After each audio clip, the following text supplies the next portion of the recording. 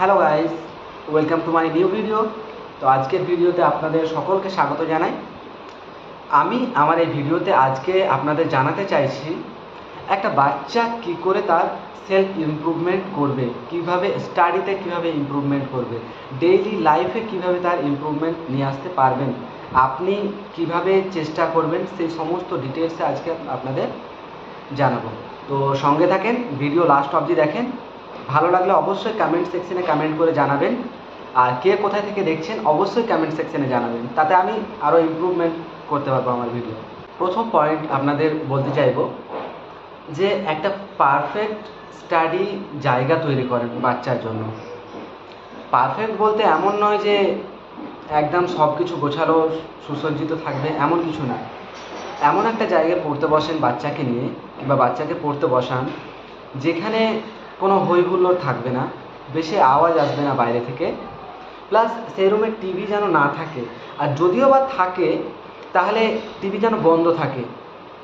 Plus আপনি বাচ্চাকে পড়ানোর সময় অবশ্যই পাশে বসে থাকবেন, গাইড করবেন, আর সেলফোন যেন আপনিও ইউজ না করেন এবং বাচ্চার পাশে যেন একদমই রাখবেন না সেলফোন। সেলফোন ডিস্ট্র্যাক্ট করে দেয় বাচ্চাকে বারবার। এখনকার বাচ্চাগুলো সেলফোনের প্রতি অ্যাডিক্টেড হয়ে যাচ্ছে দিন দিন। তো এই জিনিসটায় একদম লক্ষ্য রাখবেন, ফোকাস করবেন যে বাচ্চা যেন সেলফোন থেকে দূরে থাকে, পড়ার সময় যেন দূরে থাকে, খাওয়ার সময় যেন দূরে থাকে। যেই জায়গায় আপনি পড়তে বসবেন কিংবা পড়তে বসাবেন সেই জায়গায় যেন যথেষ্ট পরিমাণে লাইট থাকে, যেমন উইন্ডোর পাশে, জানলার পাশে, কিংবা একটা ফাঁকা জায়গায়, নিরিবিলি জায়গায় পড়তে বসবেন। এবং আপনি চেষ্টা করবেন আপনার বাচ্চার যে হোমওয়ার্ক আছে কিংবা বাচ্চার যে কাজটা আপনি করাতে চাচ্ছেন সেটা আপনি না করিয়ে দিয়ে বাচ্চার দ্বারা করাবেন, বাচ্চাকে নিজে করতে দেবেন। তাহলে কি হয়, বাচ্চা নিজে ইমপ্রুভমেন্ট করতে শিখবে, নিজের কাজটা নিজে বুঝতে শিখবে যে না, আমাকে এই কাজটা করতে দিয়েছে ম্যাডাম, স্কুলের টিচার, আমাকে এই কাজটা করতে হবে। বাচ্চাকে কোশ্চেন করেন, প্লাস বোঝান এবং নিজের দ্বারাই করতে শেখান।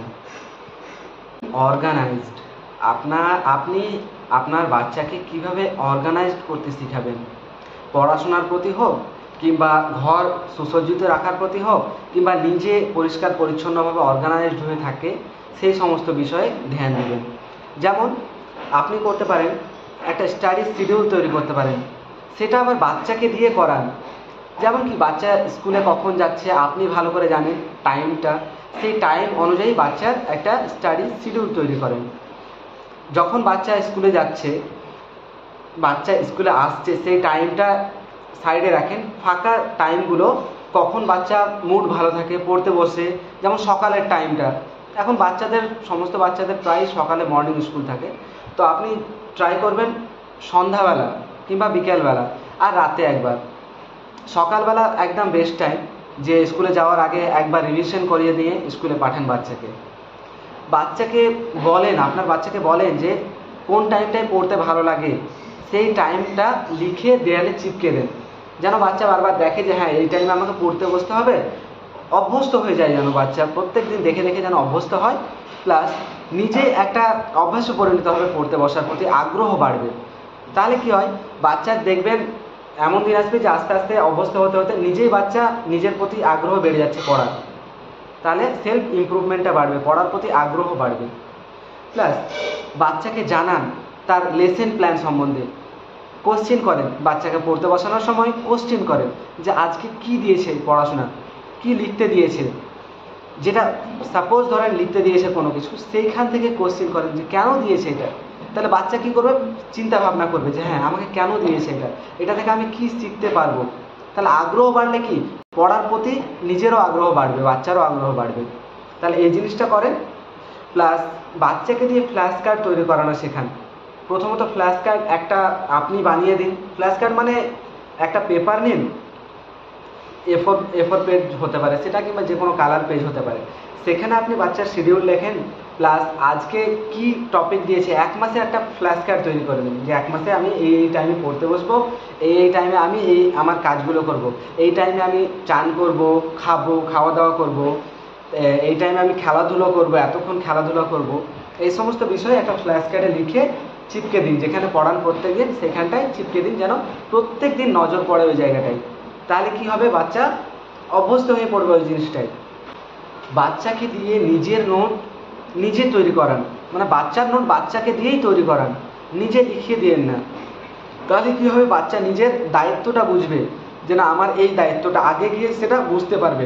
তখন থেকে বাচ্চা বুঝে যাবে যে হ্যাঁ আমার দায়িত্ব আছে, আমাকে করতেই হবে এই জিনিসটা, তো আমি এখন থেকে করি। গুরুত্বপূর্ণ কথা যে যখনই বাচ্চাকে পড়াতে বসবেন তখন বাচ্চার সঙ্গী হন আপনি, বাচ্চার ফ্রেন্ড হিসেবে পড়ান। তাহলে কী হবে, বাচ্চা যখন আপনার সঙ্গে ভালো ফিল করবে পড়ার, তখন দেখবেন বাচ্চা ভালো মাইন্ডে পড়বে। আপনি চিৎকার চেঁচামেচি করে পড়াবেন, তখন বাচ্চা পড়বে না, আরও কান্না করবে, প্লাস ডিস্ট্র্যাক্ট হয়ে যাবে, একদম পড়তে চাইবে না, আপনিও পড়াতে ইচ্ছা, আপনারও পড়াতে ইচ্ছা করবে না। তাহলে বাচ্চার বাডি হতে শেখেন, বাডি মিনস একজন ভালো বন্ধু হতে শিখেন। এবং আপনার বাচ্চাকে শেখান যেন কোনো কিছুর প্রতি প্যানিক না করে যায়।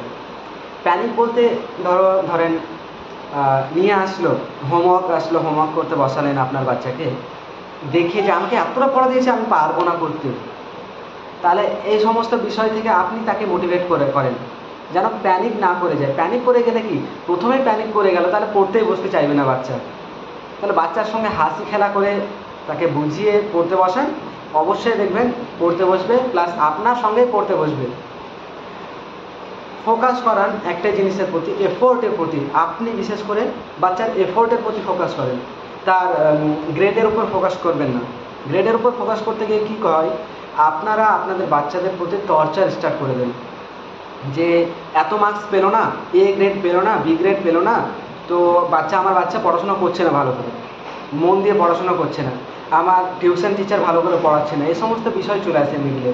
তো আপনাদের বলবো যে গ্রেডের উপর ফোকাস না করে বাচ্চার এফোর্টের প্রতি ফোকাস করেন, যে বাচ্চা এফোর্ট দিচ্ছে কি দিচ্ছে না, এফোর্ট লাগাচ্ছে কি লাগাচ্ছে না, নিজের সেলফ ইমপ্রুভমেন্টের প্রতি, নিজের স্টাডির প্রতি এফোর্ট লাগাচ্ছে কি লাগাচ্ছে না। দেখবেন যে যতটা এফোর্ট লাগাচ্ছে, এক মাসে যতটা এফোর্ট লাগালো, যে ইমপ্রুভমেন্টটা হলো, পরের মাসে কতটা ইমপ্রুভমেন্ট হচ্ছে বাচ্চার।